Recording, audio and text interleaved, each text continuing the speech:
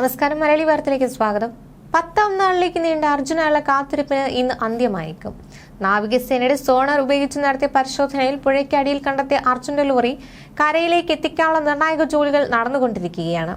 അതിനിടെ നാവിക സംഘം തൽക്കാലത്തേക്ക് തിരച്ചിൽ നിർത്തി. റഡാർ പരിശോധനയ്ക്ക് ശേഷം പരിശോധന തുടരുമെന്നാണ് അറിയിച്ചിട്ടുള്ളത്. അർജുനെ കണ്ടെത്താനുള്ള രക്ഷാപ്രവർത്തനത്തിനായി രണ്ടാമത്തെ ബൂം എക്സ്കവേറ്റർ എത്തിച്ചു.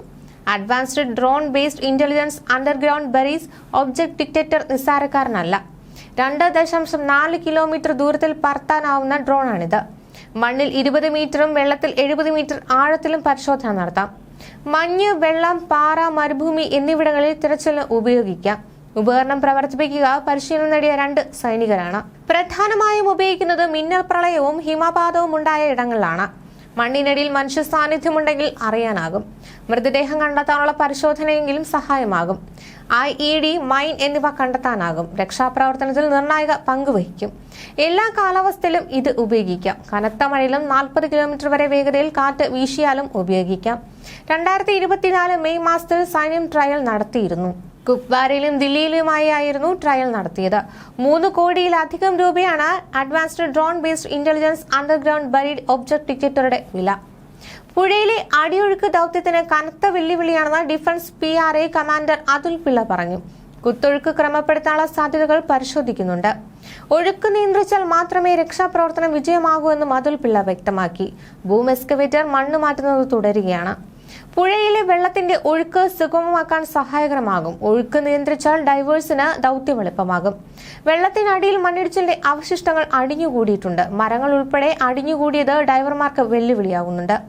2 മണിക്കൂർ മഴ മാറി നിന്നാൽ ഡൈവിംഗ് വിജയകരമാക്കുമെന്നും അതുൽ പിള്ള വ്യക്തമാക്കി.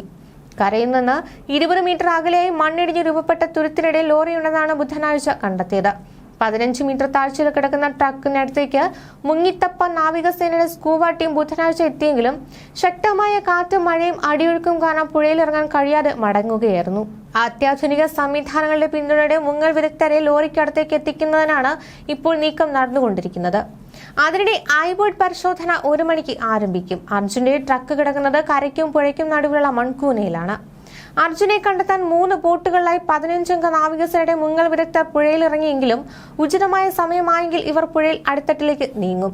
രാവിലെ മുതൽ പെയ്തുകൊണ്ടിരിക്കുന്ന കനത്ത മഴ ശമിച്ചതിന് പിന്നാലെയായിരുന്നു നടപടി. മണ്ണ് മാറ്റുന്നത് വേഗത്തിലാക്കാനുള്ള നടപടികൾ പുരോഗമിക്കുകയാണ്. കാർവാറിൽ നിന്നും ഡ്രോൺ ഉപയോഗിക്കാനുള്ള ബാറ്ററി വൈകാതെ എത്തിച്ചേക്കും. ശക്തമായ മഴ പെയ്തതിലും ഓക്സിജൻ സിലിണ്ടർ ഉപയോഗിച്ച് വാഹനത്തിനരികിലേക്ക് എത്തിക്കാനാണ് നാവികസേന പദ്ധതിയിട്ടിരിക്കുന്നത്. ലോറി കിടക്കുന്ന അവസ്ഥയും സ്ഥാനവും കൃത്യമായി നിർണ്ണയിക്കാനാണ് ഡ്രോൺ ഉപയോഗിച്ചുള്ള പരിശോധന. 1 മണിയോടെ ഈ പരിശോധന തുടങ്ങുമെന്നാണ് വിവരം. ഡ്രോൺ ഉപയോഗിച്ച് പ്രവർത്തിക്കുന്ന സ്കാനറിൽ പുഴയ്ക്കടിയിലെ സിഗ്നലും ലഭിക്കും. ന്യൂസ് ഡെസ്ക് മലയാളി വാർത്ത.